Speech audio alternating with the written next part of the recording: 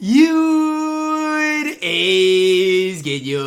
It's your boy Ty back here with another video. And in this video today, guys, we're going to be going over and talking about the 5 rush cards coming to NBA 2K23 MyTEAM tomorrow. Now, here's the deal with rush cards, okay? Here's the deal that you guys need to realize. There will be an easy challenge in which you guys will get a rush pack. It will be an equal chance pack. And honestly, off of initial look, the only card I'm going to say is going to be bad is Steve Nash. And I do think Wes Unseld is going to be the best card you can get. You also can get rush packs by just playing the game, whether it's unlimited, co-op, triple threat offline, whatever it is, rush packs are available in there. Now, how do these videos work? Well, we go over each and every one of these cards, starting, with the start. So we'll talk about Jaren Jackson Jr., possibly what he will bring to the table for each and every one of you guys. Now, with Jaren Jackson, as we dive into it, guys, if you are new to the channel, smash that subscribe button. Appreciate all the recent support. He's 6'11" at the 4, and I like Jaren's player model and player build. I feel like it's always been pretty good. Now, the big thing for JJJ, I should say, is his release leaves a lot to be desired, especially on next gen, especially this year. So that's the one thing. If he has the Jaren Jackson base, he's probably going to leave a little bit to be desired. Still is going to have a good player model, probably going to be able to handle the ball decently, and defensively is going to be an absolute menace because his player model is going to be absolutely outstanding. Do I think Jaren's going to be better than, Shaq or Kareem or KP? No. Do I think he's even going to be as good as Thurl Bailey? Probably not. And it all goes back to that release. But do I think he's going to be more than usable? Absolutely. It just comes down to I think there will be better options in my team. Next guy I want to talk about, Elgin Baylor, and let's talk about him for a little bit. Now, he's the last card of the PJ Tucker base, and very quick, Trey leaner, good dribble 6 as well. Now, he'll probably get all that at the shooting guard position, and I expect Elgin Baylor, especially if he gets some updated 6 in here, to be one of the best movement-wise shooting guards in the entire game, to be honest with you. Like, that is my opinion on things. Now, whether you guys agree or disagree, that's up to you. But he's 6'5". Smaller guys move better. So if you guys think about the best moving shooting guards, you guys might think Terry moves better than a guy like Tim Thomas, KD, and it all goes back to their height. So Elgin is 6'5", gonna move probably pretty well in general. And Elgin always gets crazy defensive animations. Now the problem is, at the same time he's gonna move well, he's gonna leave a little bit to be desired, only being 6'5". with that 6'8" wingspan. So just again, something for you guys to think about is 6'5" in this stage of my team. It's going to be tough to run Elgin Baylor when it gets down to it, but I do think his release is going to be good with the PJ Tucker base. Movement going to be solid, and he's only 6'5". Zach Lavine up next, and I'm going to spend a little bit of time talking about Zach Lavine because this is our last real Zach Lavine card that we got that was usable for his specific time, and obviously he was a shooting guard small forward. Now we get a Zach Lavine that can play point guard. His release probably going to be on very quick, which should be smooth. Probably going to move really well as well. I'm really excited about Zach Lavine in my team because I feel like Zach Lavine is always a fun card in my team. We could even go back to past years in which Zach Lavine cards have been good and fun in my team for their specific eras. It's just the way it is. Even this primetime Levine, the zero gravity Levine, were all really solid. And again, if you can get Zach Lavine for free at 6'5", good movement, decent defensively, those types of things, I think that's invaluable, right? When it comes down to it at that point guard position.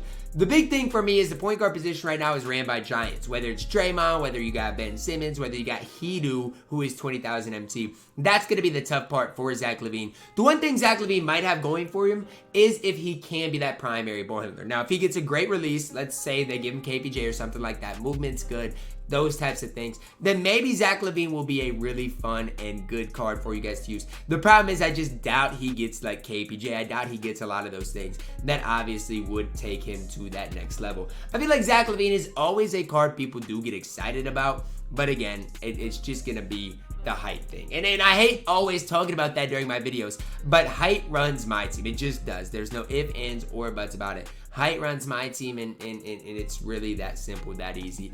And that's the problem with our next card. Well, I gotta say, there's a lot of problems with our next card, okay? Steve Nash. And now let me ask you this. How could my team make Steve Nash a top 30 point guard in the game tomorrow? How could they make him a top 30 point guard? I'll wait, because his player model stinks. He's not going to be able to standing dunk. It's basically impossible for them to make Steve Nash good. Even if they give him all of the best dribble six, if they give him KPJ, maybe he'll crack that top 30. But I mean, I'm gonna give you guys this guy, Jason Terry, right? Basically got a great release, all of the good dribble six. Like, he got a lot, and it still isn't enough.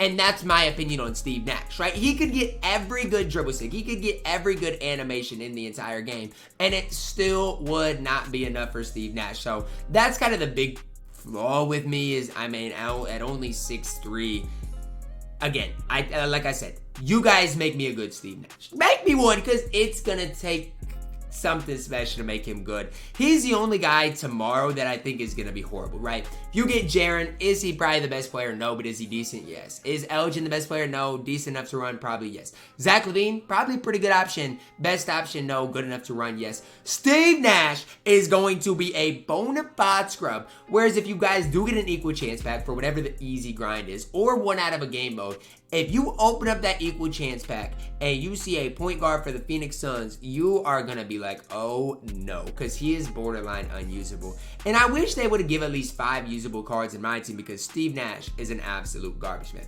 Last, but certainly not least, who I do think is going to be the best card that does come out tomorrow is Wes Unseld. Now, why? He's going to have the Kobe base. He's able to play point guard, and he's 6'7" with the 6'10" wingspan. So think about it like this, okay? Player model is going to be very similar to Draymond, where they're wide, 6'7", with the Kobe Bryant base. Imagine if Dre had Kobe. Good leaner, probably pretty good dribble six as well. That's what you got to think about with Wes Unseld. I'm not going to sit here and hype up, Wes Unseld too much. All I'm going to do is I'd encourage you guys to think about Wes Unseld from past years, okay? Now, what is the Wes Unseld we had from past years? I think we got to go back to 2K21 when we had this out-of-position Wes Unseld that was absolutely incredible for a specific time. Now, again, Wes Unseld has had some good cards in my team. Even the Spotlight Sim was decent. I wish I could go back to, well, can I go back to 2K20 and find my Wes Unseld, the glitch card that was absolutely elite? Wes Unseld has had his fair share of really good cards in my team, and I think this one is going to be no different. Is he going to be a top 10 point guard in my team? Probably not. I expect him to just be a little bit better version of a guy like Draymond Green. Again, I don't want to say only 6'7", because 6'7" at the point guard position is pretty good. It's pretty solid, and you can't get much better than that. But, I mean, again, you got guys like Ben Simmons, you got guys like Hidu running around there. It just makes it really tough. I do think Wes Unseld with the wide player build, Kobe Bryant base, on very quick, good dribble style, good dribble sigs. If they give him Osta slide, if they give him, a good size up escape, Francis size up maybe. That is what's going to put Wes Unseld over the top as being that next level good in my team. I would say 4 out of these 5 cards are usable. Wes Unseld is in a tier of his own. I would say JJ, Zach Lavine are in that second tier, third tier, Elgin Baylor. And then F tier is Steve Nash, who is a bona fide scrub that cannot play in my team. Let me know which of these 5 cards you guys are most excited about adding to your specific squad. Drop a like on the video, subscribe if you are doing it. As always, man, I love you guys. And have a blessed day.